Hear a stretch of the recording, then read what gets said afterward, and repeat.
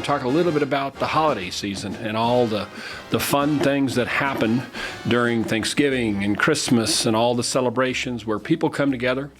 And what they come together for, first and foremost, is community and goodness and spending time with their loved ones and their friends. And what we want to talk and touch upon is some of the ways that we can do that, and we can have a enjoyable, safe, happy holiday season, free from injury and some of the things that sometimes happen that cause harm. Let's talk a little bit about some of the common scenarios that lead to injuries around the holiday season, where people, with no intent to hurt anybody else, find themselves in a situation where somebody has either attended a party, a holiday event, a gathering, and somebody's been hurt. Probably the first and the foremost in the Pacific Northwest that we need to be aware of is that's that thing called snow and ice. It comes every year around the holiday season and causes an immeasurable amount of injuries, primarily from people slipping and falling on ice, on snow, and becoming injured. And in fact, one of the leading causes of death, little known fact, a lot of people don't know this, and that is that one of the leading causes of death in the United States of America is from people falling from a standing position. Yep, believe it or not. Sometimes it's ranked third, fourth in some of the leading causes of death. So one of the things to remember when you're having any kind of a gathering, especially around the holiday season, if you're living in the Northwest where we get inclement weather and conditions, is to be aware of how people will be coming onto your property and are exiting your property after the event. And the first thing to remember is snow and ice. You want to make sure you're prepared to use de-icer, to use some sanding, and to take care of those walkways that people, your loved ones primarily, will step on as they come into your home or into your venue for the celebration. Oftentimes, it's sort of an afterthought. There's so much preparation, so much planning that goes into gatherings, especially around the holiday season. And the expectation is that we want everyone to enjoy just a happy, fun-filled, wonderful time together. That sidewalks, stairs, steps, things that can become icy and slippery, we kind of tend to neglect them. And they get put on the back burner, and not a lot of thought goes into it. So the one tip to remember is those places where people will enter and exit from any venue, whether it be your home, whether it be an office gathering or party, or a club or an event, make sure that those entry points and those exit points are cleared of all kinds of ice and snow, and use de-icer and ice melt to make sure when people step onto those surfaces, they don't slip. So the number one reason people end up falling or slipping, if you will, is they oftentimes step onto things that never should have been there to begin with, right? It's an unexpected scenario. People don't intentionally run out and slip. They fall, they get injured. So that's the first point, and it's a great thing to remember when you're planning any of your holiday get-togethers for family and friends. So let's talk a little bit about the different classifications of people who come onto your property or into your venue during the holiday season. And the holiday season isn't particularly significant in terms of the classifications, but Washington law and the law with regard to people who come onto your property. Number one, you have folks who are considered business invitees. These are people who come onto your property or your premises for a business purpose, right? They're specifically there to conduct either a transaction or, for instance, people going to a grocery store. The shoppers would be considered business invitees. People who are coming to a commercial event, those people would be considered business invitees.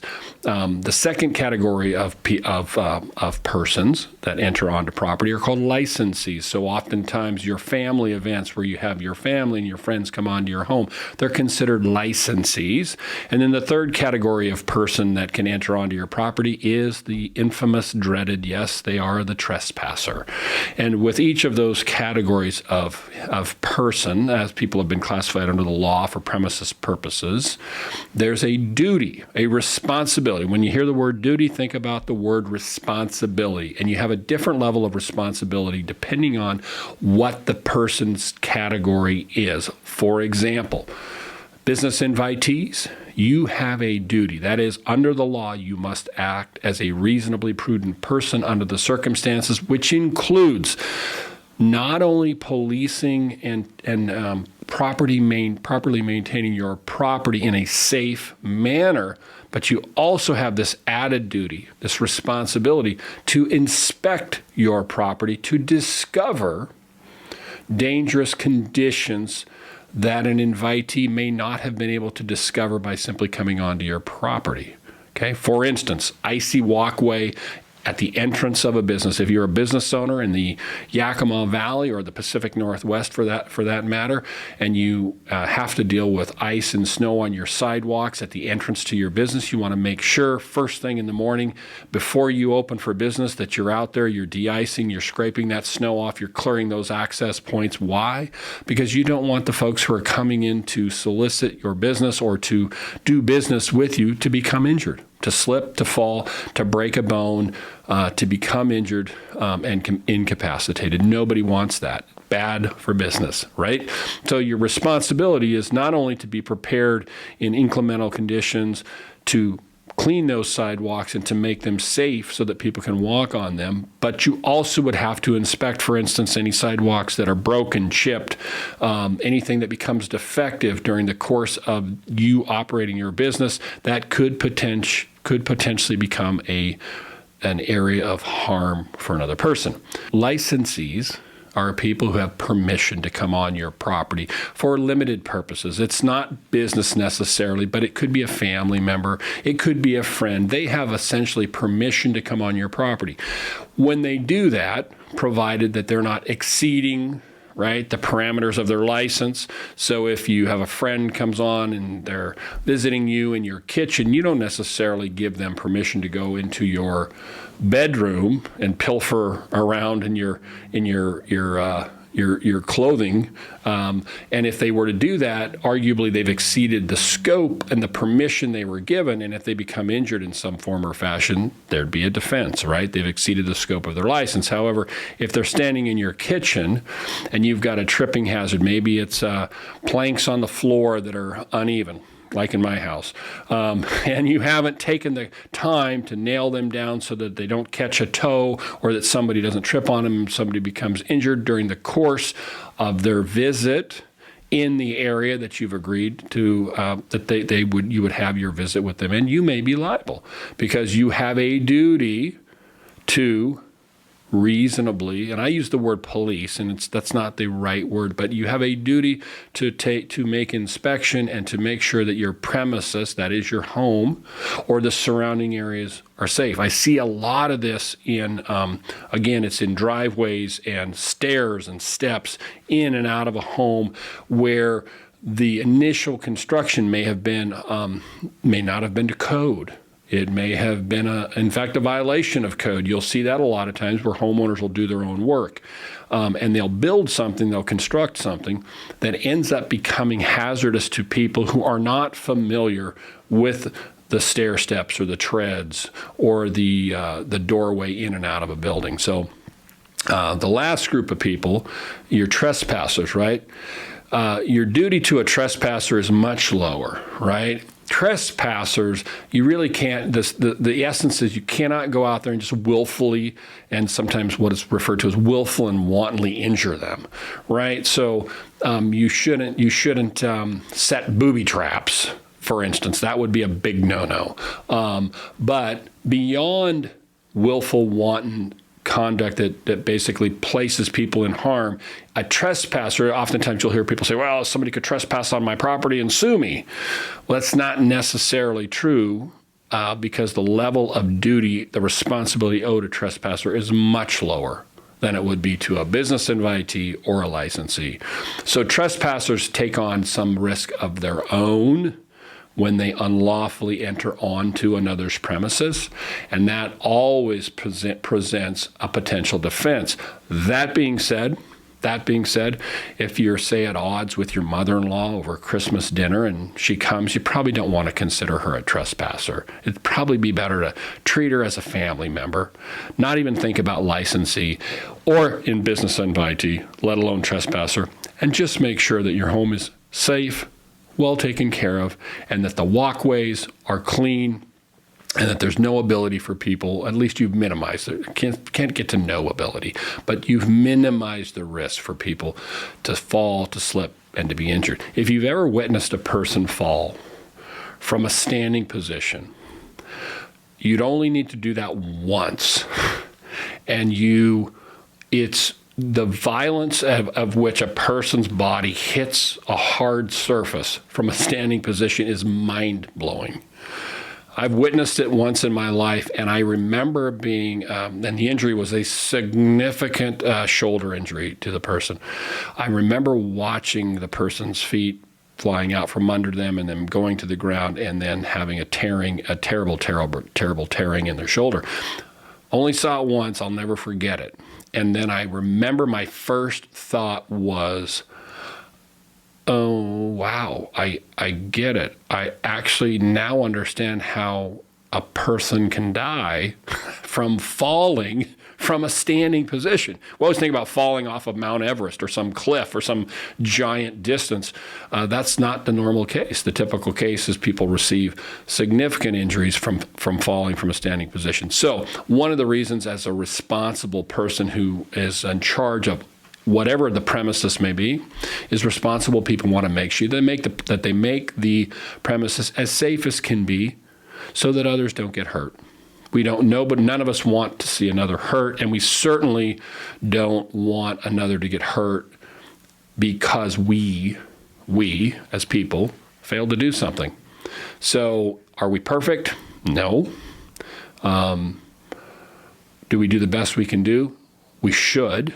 Although we don't always even do the best we can do, we should, and we should always be thinking about, not in some panicked frenzy, but in a calm, reasonable manner, what can I do to make the entrance into this home or business or premises reasonably safe for others?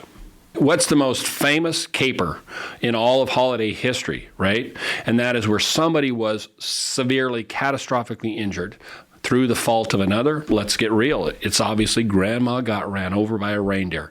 If you've heard the story, if you've sung the song, we know that Grandma was she wasn't severely injured. She was catastrophically killed by those reindeer that were driven by the one and the only, the big man in the red suit. We know his name. It was Santa. Was he being careful, or was he being reckless and negligent? That's the question that we need to answer here today. You tell me, if you got a tail light out and you got one tail light and you're driving down the road, you know what you're going to get? You're going to get a ticket. Did Santa get a ticket for that one reindeer with that one little red nose? No, he didn't. So when Grandma got ran over by those reindeer, here's what I want to know. What were you thinking, Santa? You're traipsing across the slippery snow. Here's Grandma. She's old and elderly. How is she even going to move? How is she going to get out of the way of this giant sleigh driven by this guy who I would suspect has had more than one eggnog that night? Okay, think about it. He's got to go all the way around the world. He's got to stuff his plump self into that little chimney, and he's got to get down and deliver all these presents to all these children that, if he fails, will be absolutely unbearable the next morning. So this is what this guy's got on his plate. Is he thinking about, oh, look, there's an elderly person crossing the snowy road?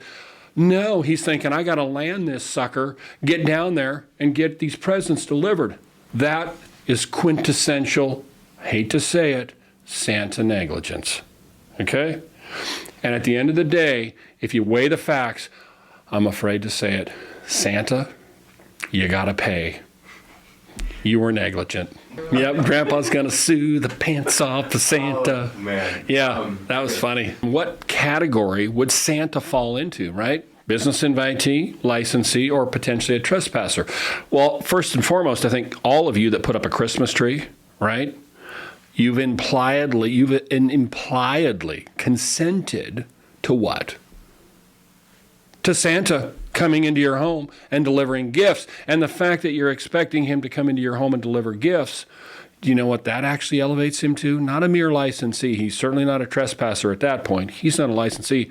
He's transacting business. He's actually bringing commerce into your home. So Santa would be a business invitee. Under those circumstances, you owe Santa the highest degree of care, the highest responsibility to make sure, number one, that your rooftop is properly prepared for his sleigh and his reindeer to land. All right? And that's not an easy landing. Trust me. You take, 8 reindeer, 9 reindeer, a big sleigh, and a guy that's a little overweight, and you try to land them safely on your rooftop in the middle of winter. Not an easy task, but whose responsibility is it to make sure it's safe and secure? It's yours, the homeowner. The other thing is, how about those chimneys? Have you cleaned them out? Santa's got to get his big red self with a whole bunch of toys down those chimneys, and you don't want him to do that. In fact, you expect him to do that. You expect it of him. He's got to get down that chimney. So here's what we got to do, folks. Homeowners, let's clean those chimneys out so the big man in the red suit can get down there and can make those little urchins happy on Christmas morning. If you're having large family gatherings over the holidays, and let's not get wrapped around the axle of, oh my goodness, my family member is going to sue me because they got injured. Let's just stop. Let's put that aside for a moment. Let's approach it this way. I love family gatherings over the holidays. Love seeing family, love seeing friends, having a glass or two of Christmas cheer and eating great food and all the holiday festive activities. And what we want to make sure we enjoy that to its maximum potential is we want to have safe, fun time. So one of the things where there's potential hazard, and I see it every year during the holiday season, is people injured during food preparation, right? And it's a younger person of the family or friends, younger people, who are very curious. They'll come into the kitchen and there will be a flurry of activity preparing all of the festive, delicious food that we eat. And there are burns, there are cuts, there are injuries that happen during that time. So the one thing to remember, and it's a simple rule, is with regard to cooking in the kitchen, always take precautions to make sure that the little people in your life, that you know where they're at, that you know that they're not in the kitchen. If they're looking, observing, if they're learning, great, but that they are not putting themselves at harm for being injured during that food preparation process. That's sort of a high risk time of the preparation of the season for holidays. I remember, in fact, I had my own family. I had a younger brother who, during a cooking time of cooking, reached up onto a stovetop as a little person, and he pulled off a pot that was boiling hot, and he was burned from head to toe. Doesn't make for a fun holiday season, and probably, while there were no lawsuits that flew, there was a whole lot of trauma and a whole lot of injury that happened as a result of that. And without pointing fingers and who's to blame, to say it's just something that we have to be aware of, because that's the last thing that we want to see during the holiday fun and the holiday activities, to see a small child injured. From deep in our hearts at LGP, we wish all of you a happy, healthy, safe, fun-filled, joyful, blessed season, and a Merry Christmas, Happy New Year, all of it wrapped up into one, for you, your family, and your loved ones.